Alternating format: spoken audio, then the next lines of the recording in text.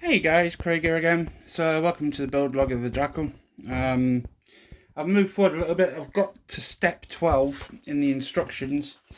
So before I share that in all its glory. So I've got to step 12. I'm up here with just doing the wheels. So all the chassis done. So going through it, now I've built it. There's nothing really to note on step 1, but step 2, if you're going to build this, when it comes to doing the fuel filler cap at the back, as you can see, you put the filler cap onto the filler hole, and then it tells you to glue it onto the lower part of the chassis. What I found with this is, the reality is, it doesn't fit, and because it's at an angle, it's quite awkward.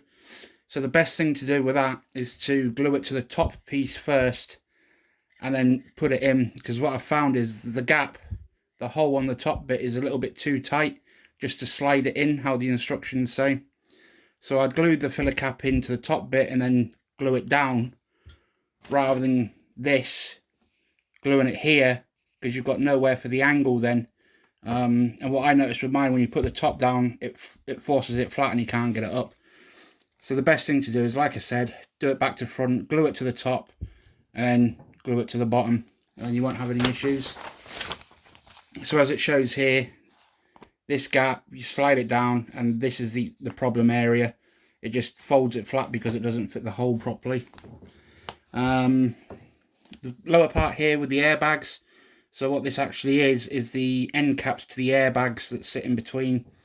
This is quite easy, and this is the only part that's easy up to step 12. It's quite straightforward. You glue all the pieces together, glue it to the chassis, you're done. Something that you want to be cautious of is, don't glue the piece in the middle. Don't glue this piece in the middle to the two brackets. Leave it loose so it can move still, because you'll need to adjust it when you put the rest of the suspension components on. So moving on, this bit's a little bit straightforward as well. There's nothing too emotional here. The instructions aren't perfect on the location, but when you have a good look, you'll see that it's got square tabs and there's a square hole here, and then you just make sure that you've got the two pins facing inwards. You can't get it wrong. From there, you go onto the bottom arm. You've got these two brackets.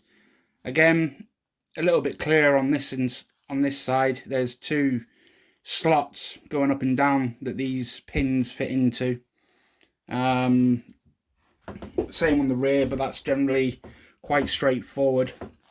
And we start getting into the emotional bits. You've got the drive shafts and the knuckles and the ball joints and everything here, and same here. And it tells you to glue the suspension. Well, you can see it if you look at that. It tells you to glue the shock absorbers into here, place this into here, and it doesn't give you really any direction. What you'll find is, on the end of here is a little pin at the end, and there's like a cutout. You can just about see it there. That's where the end of the shock absorber actually rests into. And then on the inside, you can't really see it, but there's like a little bracket on the inside that it fits to as well. From this point onwards, I've had to put everything together with tweezers, because it is so tight, so complex, and it's not very clear on where everything go. So if you're not too familiar with how these things are supposed to look, you're going to struggle. So this is, in essence, what it's trying to get you to build. Let's just try and get something that I can prod up. So as you can see, the shock absorber in here comes down and rests inside the bottom arm into that bit there. And then you've got a bracket just up here. There's like a little cutout that the top of the shock absorber goes into. So what I found the easiest thing to do was put the knuckles in first, and then using tweezers upside down is put the bottom bit in first at the top, and then try and push the shock absorber into the bottom arm.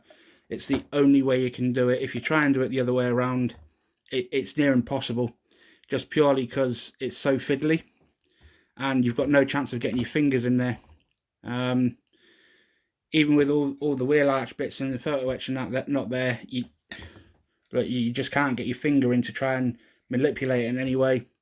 So you definitely need a decent set of long, sharp tweezers just to grab it and manipulate it into place. So that was the beginning of frustration. Then we move into the tie rod ends and the steering components here, front and rear.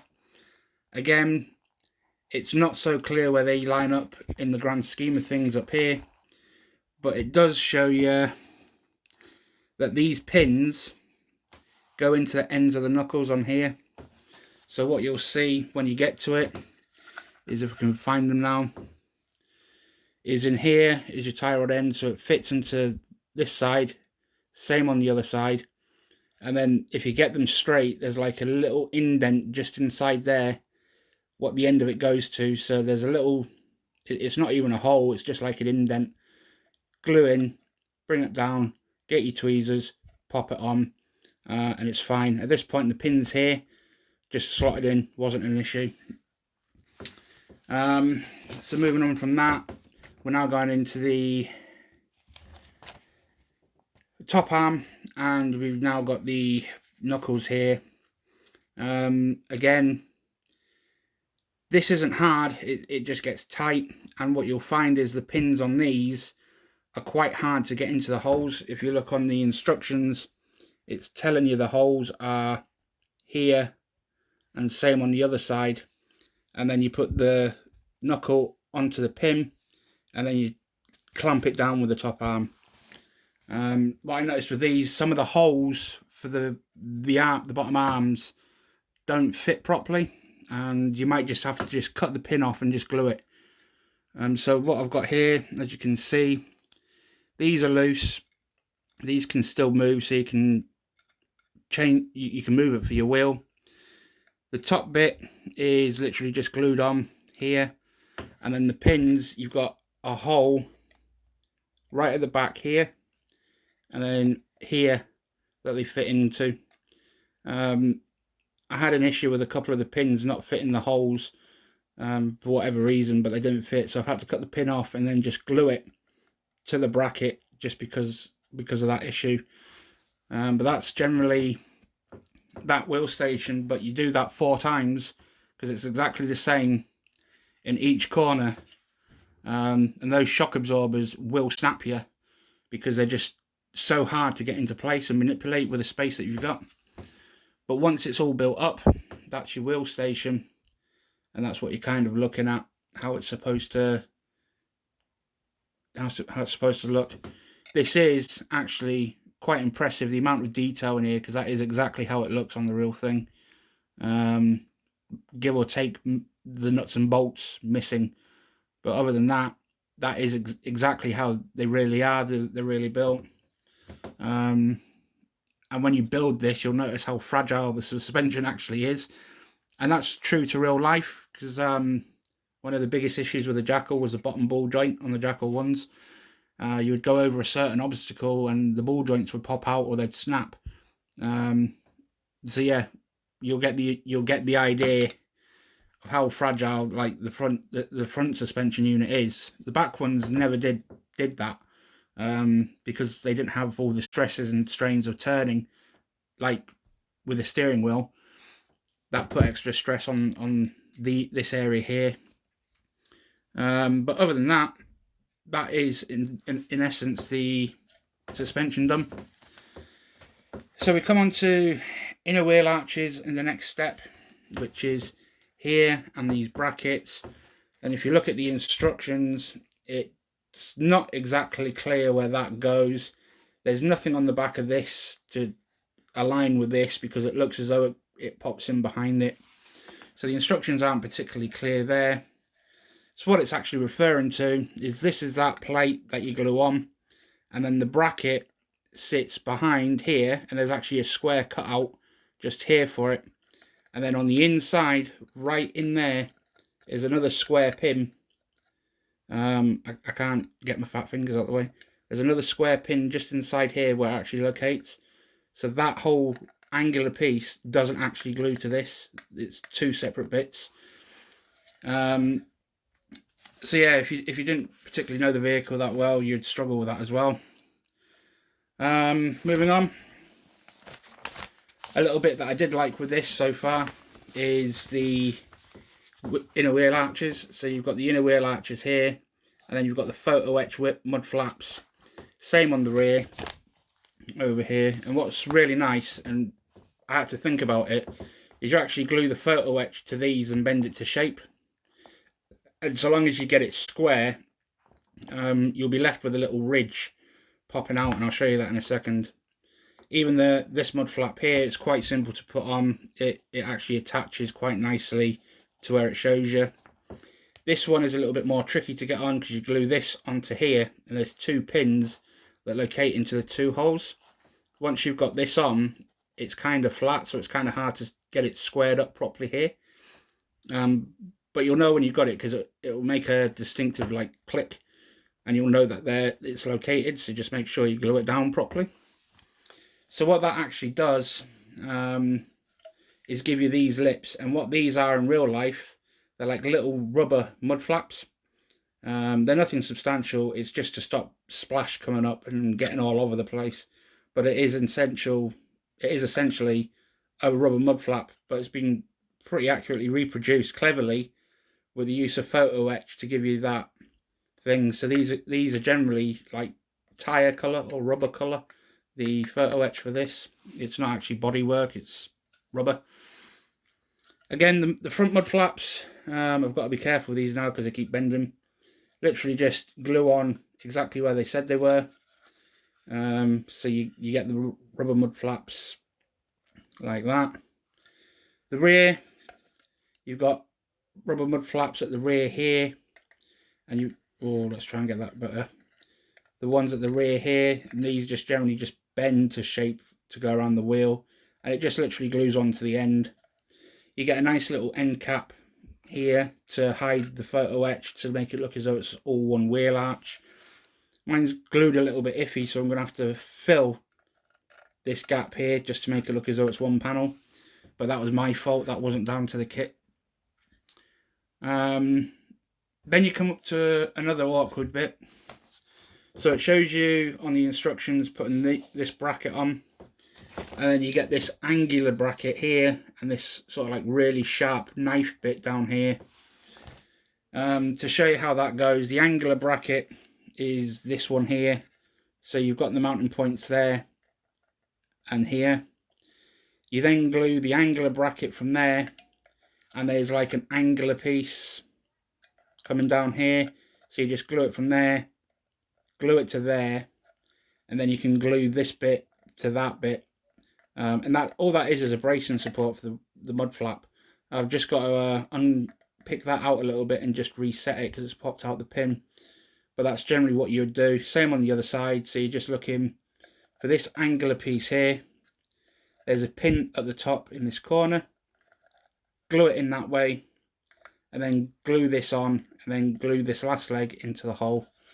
Same on the other side, as you can see. So you've got the recess and everything here. It's the same brackets, but that isn't very clear. Looking at the instructions for it, it just gives you putting the bracket on here. It doesn't really tell you where to put it properly. It doesn't really show you here how it fits, and then it's got this angular bracket in this opposite and all this stuff, and it just shows you to glue it on there. And then the next page is the wheels, and you can't really see how that fits here properly because the picture's coming from the front to the back. So so far that's pretty much where I'm at with it. All the fit is pretty good, with the exception of a couple of components in here, but that's more fiddly than it is down to fit issues. And the detail on it is absolutely phenomenal, even down to like the oil dipstick handle here. That's what that's for. The separate fuel filler caps, and yeah, it's fairly decent detail throughout. Impressed. It's going to frustrate you up to this point, just purely from the suspension parts. But yeah, so just to quickly address some that I put in the last video, one of you guys has pointed out that this is actually the Jackal 2, and they are correct in that. The Jackal 2 has the rear seats in the back. The wheel is on the inside of the door on the Jackal 2. On the Jackal 1, the wheel's on the outside of the door and it's separate brackets on both sides. The slew ring on the Jackal 1 is lower down. So let's look at the box here. So on the Jackal 1, this door has a triangular bracket here, and the wheel sits on the outside. Same on the other side. The slew ring, the ROPS here for the gun mount, is raised on the Jackal 2, and it's got the Jackal 2 plane on the back. The Jackal 1, this whole section up here is flat to here. And the reason it was raised, the reason why they changed it from the 1 to the 2, is there was an incident out in theatre in Afghanistan where top cover had gone over a bump, and he accidentally shot the 50 cal that was attached to it, and because it was low, the depression of the barrel actually shot straight through the commander and the driver, straight through the dashboard. So to alleviate that problem, they raised the slew ring up so the depression of the weapons can't actually shoot into the cab. If he'd been left or right slightly, that could have been through the seat and into the driver, or straight into the commander from where the weapon station was and the depression on it, or through the heads even. It was just lucky that as he shot it, it comes straight through the middle, straight through the cab and out the front. So that was the reason why they raised it. The reason for the different plane on the back is they changed the ECM equipment on it slightly, because it was always in development, it was always changing, and they went from one system to another, and they just raised it more so it wasn't being interfered with because of the ROPS blocking the signals and everything out of the antenna. The main difference on the interior from the 1 to the 2, like I was saying, is the seats. The Jackal 1 has one rearward facing seat, which is in this area here on the inside facing backwards, but on the other side. The 2 has 2 mine blast protected seats in the rear facing forward. And again, that was another upgrade from the 1, so you could go from a crew from 3 to 4. And that's basically the main differences. So what I'm telling you is what you're going to receive in this box is a Jackal 2, it's not a Jackal 1. There's been a bit of confusion back at Hobby Boss's factory, and they've packaged the wrong thing in the wrong box.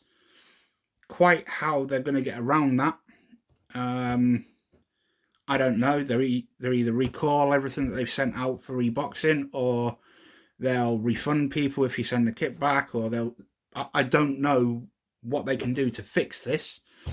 But just be aware that what you're buying is a Jackal 2, so the chances are if you buy the Jackal 2 kit, you might just end up with a Jackal 1, or you might end up buying the same kit again. So that needs addressing. I think we're going to have to message Hobby Boss in some form and just inform them that there's been a packaging error with what's actually in the box.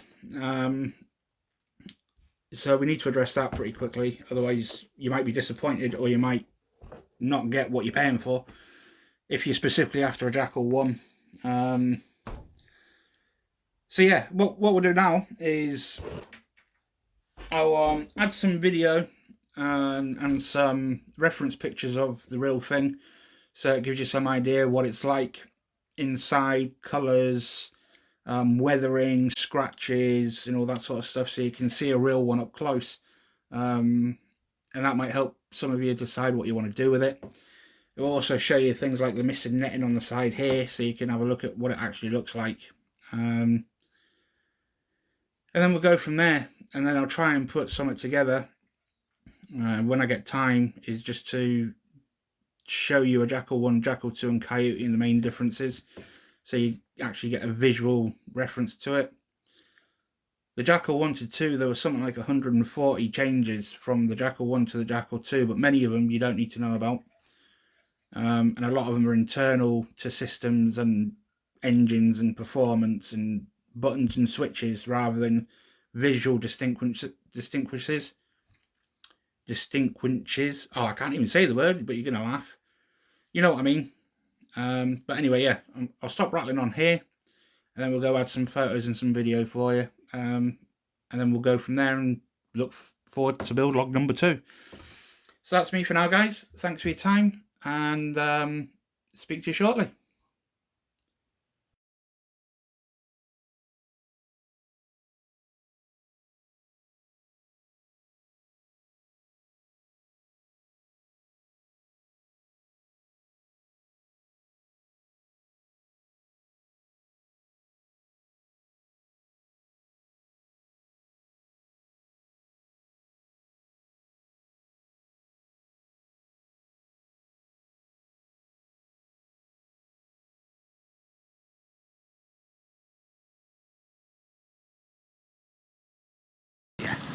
That's the worst bit over with.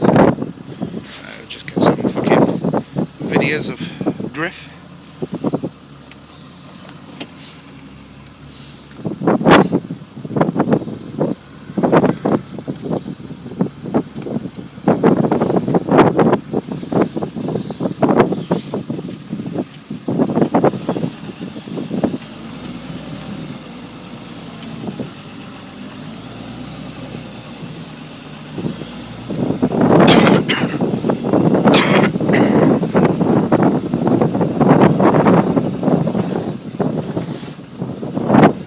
Hand on the door.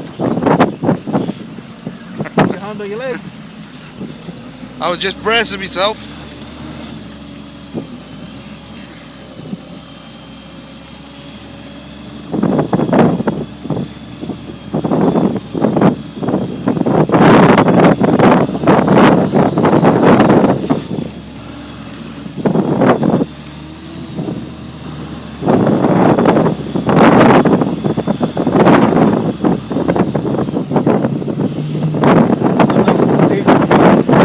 Oh, it's lovely. Stroll in the park.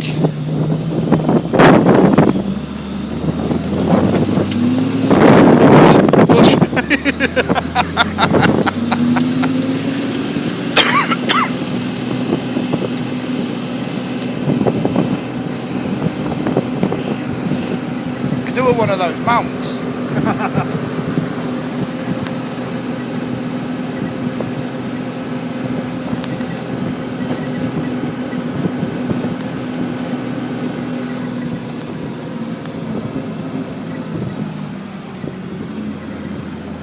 Oh, it stinks, doesn't it?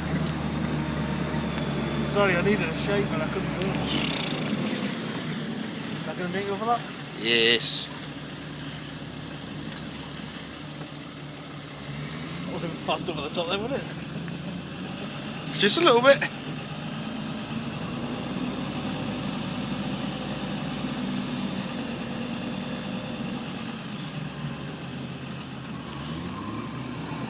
Oh, cheers, buddy.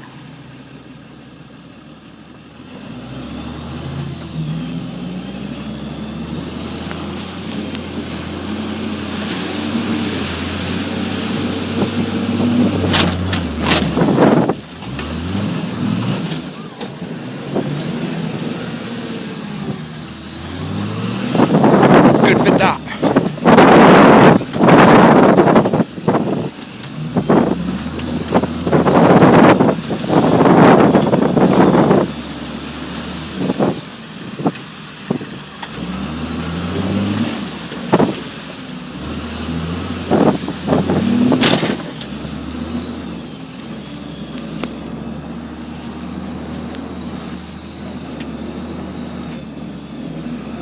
It's where we disappear into an unmarked bomb hole. Poof! Yeah. Can you see the convoy though?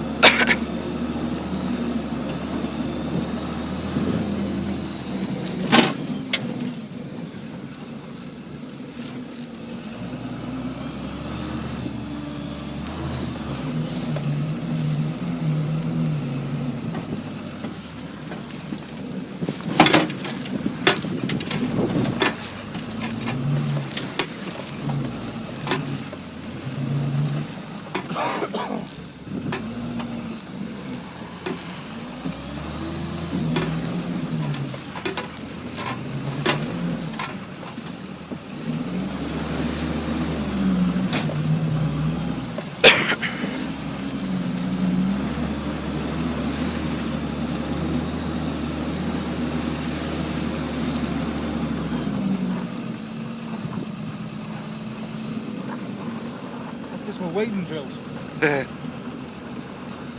This is usually filled up to the tops of that friggin' concrete.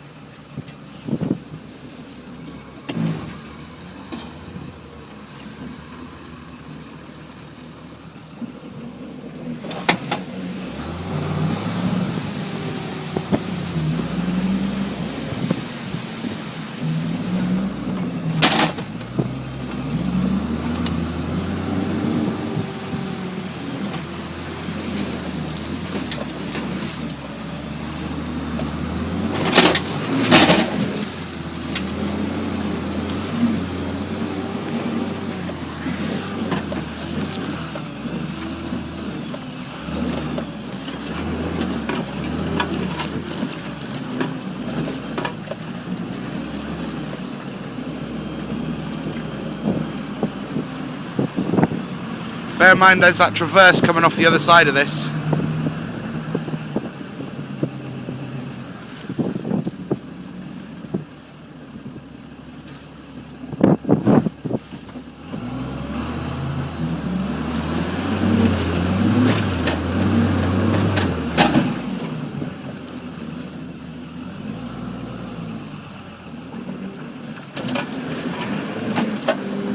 Go for one, mate.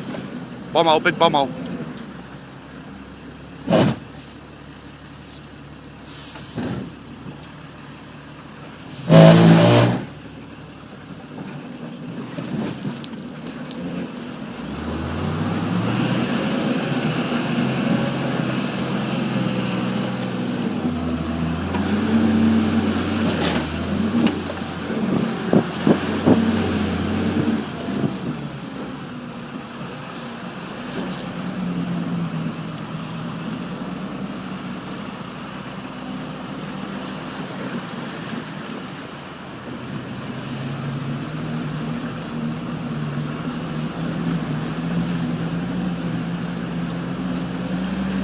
Right, this one we're going down now is the one where it's got the big bomber on the right.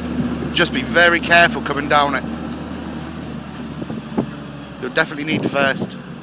Third. First. Hey! Fucking hell. You keep catching me out with these subtle little fucking comments, you fucker.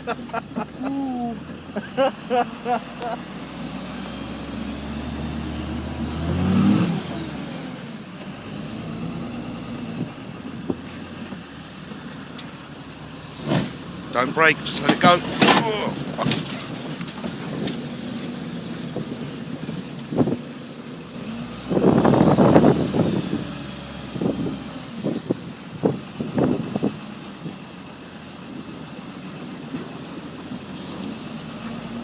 Oh, he's going for it, look, he's going for the cheeky one.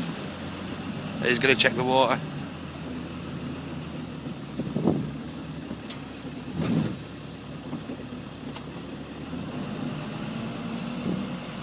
Gonna take hold of that. Yeah, man.